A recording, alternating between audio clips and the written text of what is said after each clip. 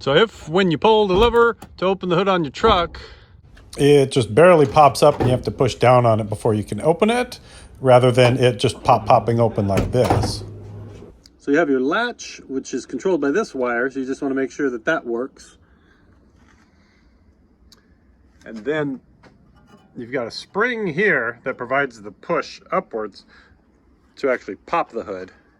And then this is the hook that unhooks it. That's kind of like a safety, so it'll pop up and then you release the safety to completely open it. And then you have springs on both sides as well, and a hinge. So some of the things we can control is we could grease the hinges, we could put more tension in the spring, we could grease up the latch to make sure it operates properly, and then it should just work, unless there's some other obstruction keeping the hood from opening. All right, I'm just gonna try to do this without making too much of a mess, trying to catch all the pivot points and just push grease into them.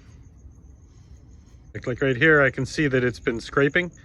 There's a scrape spot on the side of the hinge. So I'm just gonna grease it up, hopefully reduce the friction in the hinge. So here's a final look at the grease job.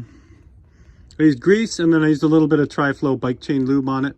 So that should keep it nice and slippery. And then over here, same deal on the hinges, but it sure does open a whole lot easier now.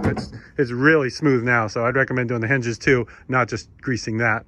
Just make the whole operation feel like a brand new truck. Alright, so here's how it opens now.